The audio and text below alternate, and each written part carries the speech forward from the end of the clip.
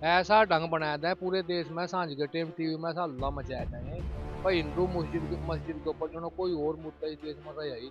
अमृत काल चल गया, गजब का अमृत काल है। नू देखो बालों तक पकड़ के पहलवानों को घसीटता जा रहा है। चरण सिंह ने अपने टाइम में एक सपना देखा था कि गांव खुशहाल होंगे, किसान खुशहाल होंगे, देश खुशहाल होंगे। दिल्ली की सत्ता यूपी से होकर गुजरती है। जो यूपी को साधेगा वही दिल्ली की सत्ता पर काबिज होगा।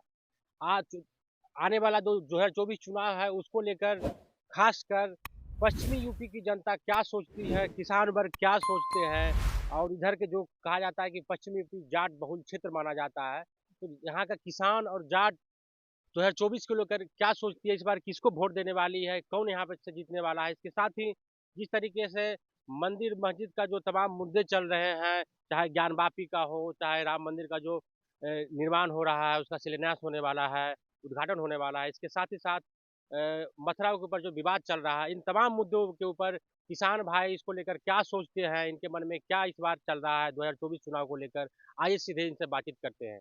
आपका नाम क्या हुआ? नवाब सिंह है जी मेरा नाम जी। आपका नाम क्या है? नवाब सिंह। जी नवाब सिंह। ये बताइए कि 2024 चुनाव आने वाला है, तो इस बार कहा जाता है किसान वर्ग इस बार किसके साथ है? किसान वर्ग इस बार क्या अपेक्षा कर रहा है चुनाव को लेकर?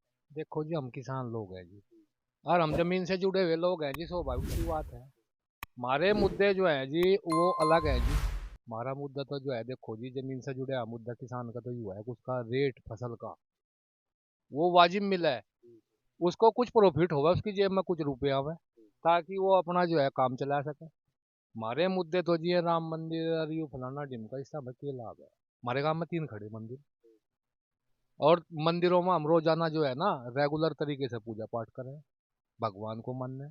अब भगवान तो जो है कण कण में है, यहाँ यहाँ बैठे आप बैठे, आपके अंदर भी, हमारे अंदर भी, खेत के सबके अंदर भगवान भगवान है। आदमी की नीयत साफ होनी चाहिए। और ये जो टेम्पल टूरिज्म का खेल खेल रहे ना ये, कभी मंदिर का ठहला है, कभी मस्जिद का ठहला है, इससे देश का विकास हो जाएगा। ये बताइए कि आप लोग किसान वर्ग हैं, तो जो बाबरी मस्जिद जो विध्वंस हुआ, उसके बाद फिर नए सिरे से मंदिर का वहाँ पर जीर्णोद्धार हो रहा है, उद्घाटन होने वाला है 22 जनवरी को। ज्ञान वापी को कहा जा रहा है, ज्ञान वापी में सर्वे हो गया है, मथुरा में जो शहीद का उसका फैसला होने वाला है। इस सभी को लेकर आप लोग के मन में क्या चलता है कि क्या ये होना चाहिए, जो हो रहा है वो सही हो रहा है या नहीं हो रहा है? देखो जी, मंदिर का तो बनना जो है ना कोर्ट के आदेश था हुआ। कोर्ट ने उसमें आदेश दिया और वहाँ निर्णय हो गया। अब वो निर्णय के बाद में मंदिर बनना शुरू हो गया। और उसे इस तरीके से हाईलाइट करा, बीच बीच में नु बताओ इतनी हेट स्पीच ये लोग दे दें, समाज में ऐसा वैमनस्य फैला दें।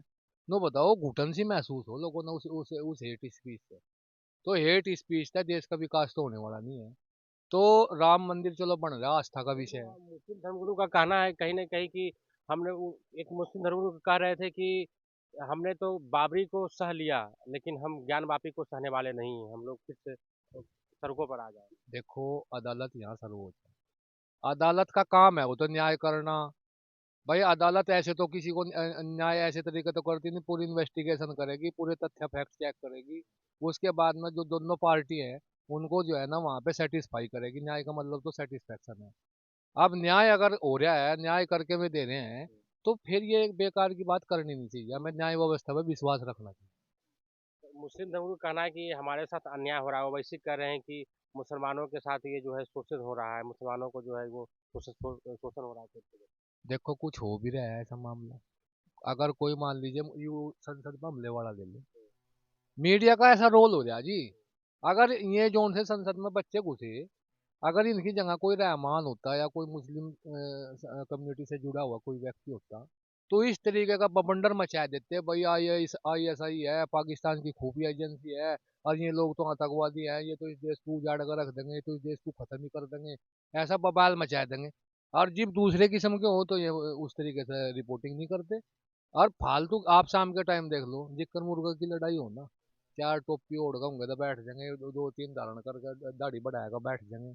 ऐसा ढंग बनाया था पूरे देश में सांझ के टाइम टीवी में ऐसा हल्ला मचाया था भाई हिंदू मस्जिद के ऊपर जो ना कोई और मुद्दा इस देश में रहा ही नहीं था। आपको लग रहा है कि जो मंदिर मस्जिद का जो मुद्दा है, कहीं ना कहीं किसानों को जो हित का जो किसानों का मुद्दा उठाना चाहिए, वो वास्तव में नहीं उठ रहा है। कहाँ कहाँ कौन ठहरा जी किसानों का मुद्दा? किसान तो अपेक्षित है जी इस देश में।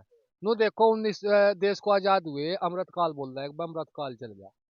गजब का अमृत काल है। नु देखो बालों तो पकड़ के पहलवानों को घसीटा जा रहा, जो उनसे कारगिल में शहीद है, जिनकी वाइफ, उनको जो है नंगा करके मणिपुर में दौड़ाया जा रहा।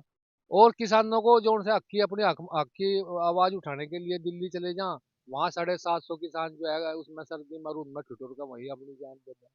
तो अमृत काल, यू अमृत काल तो हम तो मानते नहीं भाई साहब कि अमृत काल तो तो आज चौधरी चरण सिंह जी का जयंती भी है। कहा जाता है कि किसानों के सबसे बड़े हितकार जो थे चौधरी चरण सिंह को माना जाता है, वो प्रधानमंत्री भी रहे हैं भारत सरकार के, भारत के। तो क्या लग रहा है, आज किसान दिवस भी है, राष्ट्रीय किसान दिवस भी आज मनाया जा रहा है। इस बार किसान क्या लग रहा है कि जो पश्चिमी यूपी जो किसान है, तो इस बार लोकसभा चुनाव में किसके साथ है? मोदी गारंटी के साथ है या फिर इंडिया गठबंधन के साथ मिलेगा? देखो बात ऐसी है जी, आज सबसे पहले तो मैं बड़ा दिल था अपने स्वर्गीय चौधरी चरण सिंह, जो किसानों के मसीहा है जी, उन्हें मैं सिर झुका के हाथ जोड़कर नमन करूं। वो थे किसानों के हितैषी।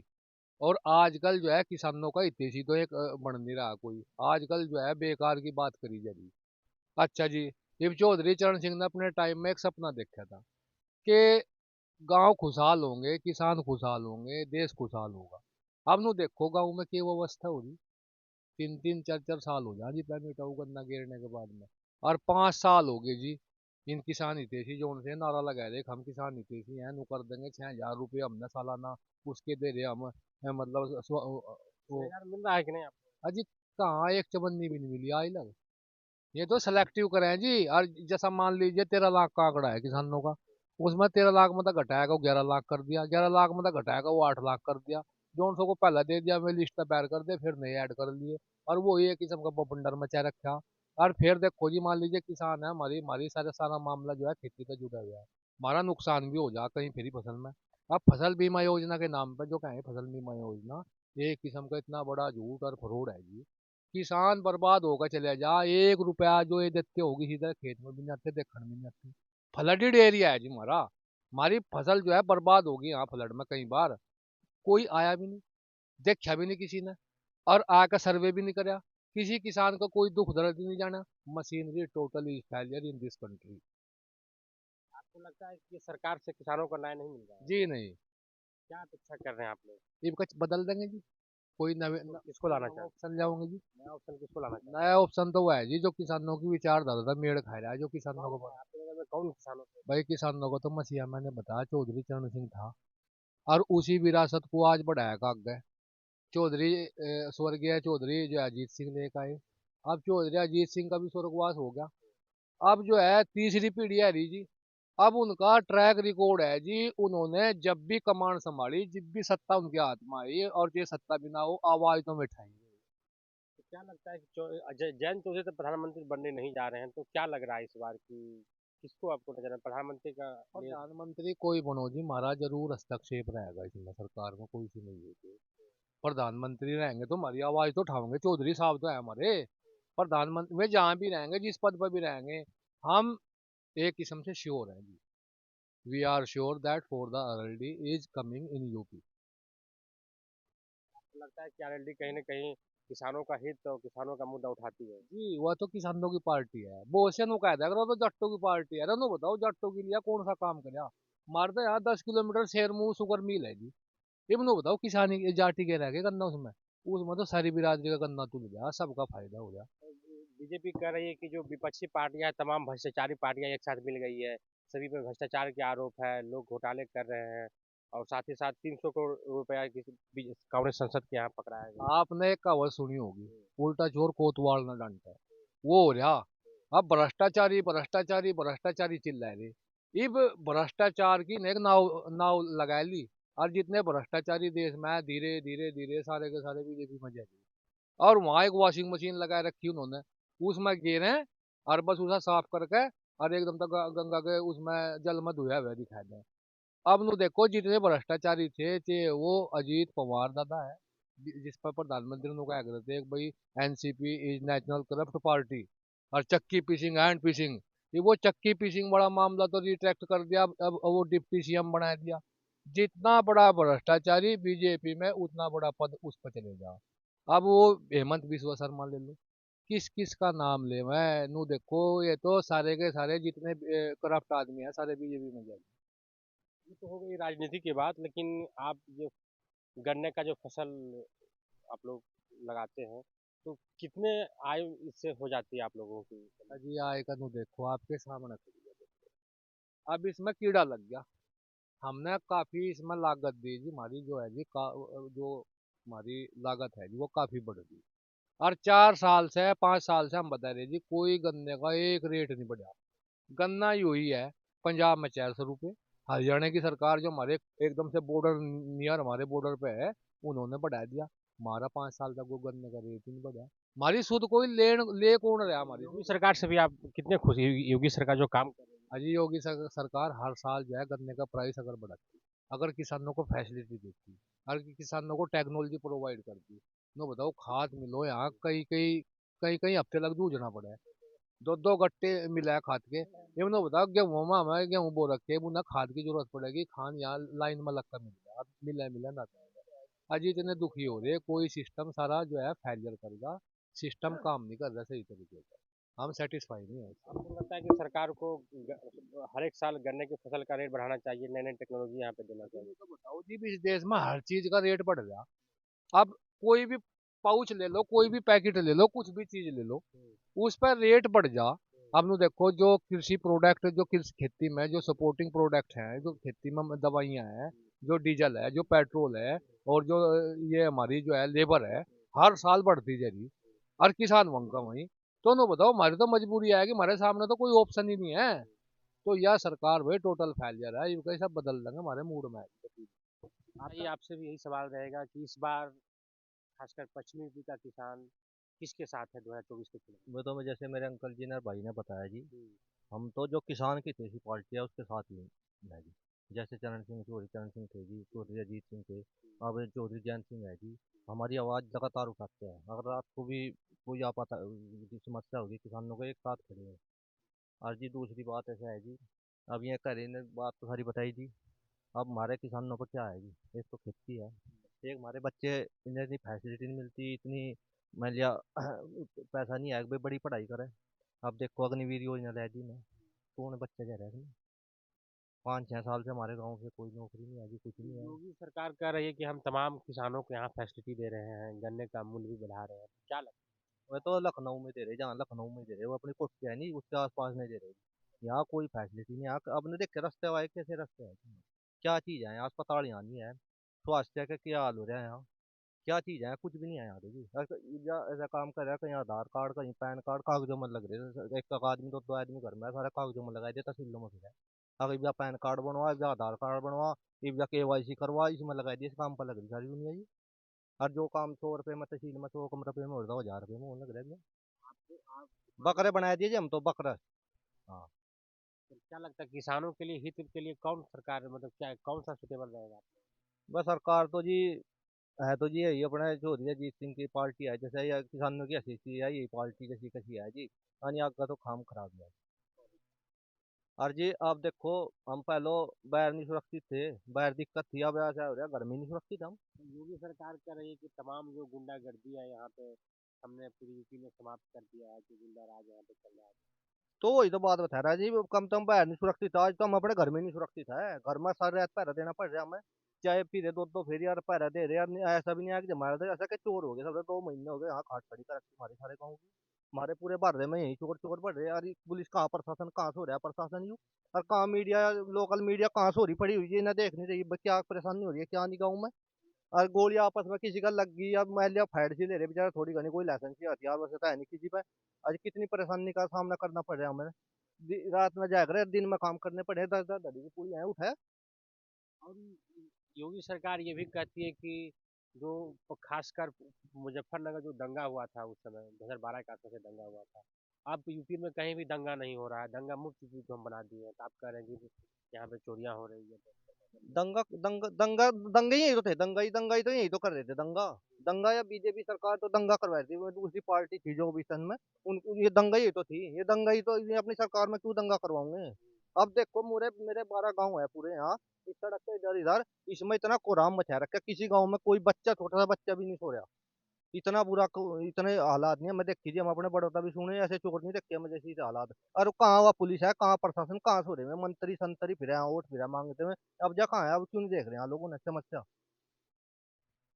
क्या इस बार किसान लोग कहीं ना कहीं आपको लगता है कि इस बार जो किसान का हित साधेगा उसी के साथ इस बार किसान बनेगा? किसान जी, जो किसान की बात करेगा, किसान के हितों की बात करेगा, उसकी सहायता होगा, इस सरकार का खूंटा ठोकेंगे जी। हम्म, कहा जा रहा है कि ये भी कहा जा रहा है कि जो बीजेपी सरकार है इसमें हिंदू माँ बहन बेटी सुरक्षित है, यूपी सरकार।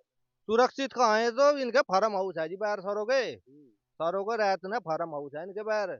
ये तो बहुत खतरनाक सरकार है, साइलेंट सरकार है यार, रहत ना चले। और तो दिन में काम करे थे, रहत ना चल रही है। हाँ जी। आपका नाम क्या हुआ? रोता है जी। आप भी खेती करते हैं? हाँ जी। तो क्या लग रहा है इस बार किसान वर्ग इस बार 2024 में मोदी के साथ है या इंडिया गठबंधन के साथ है?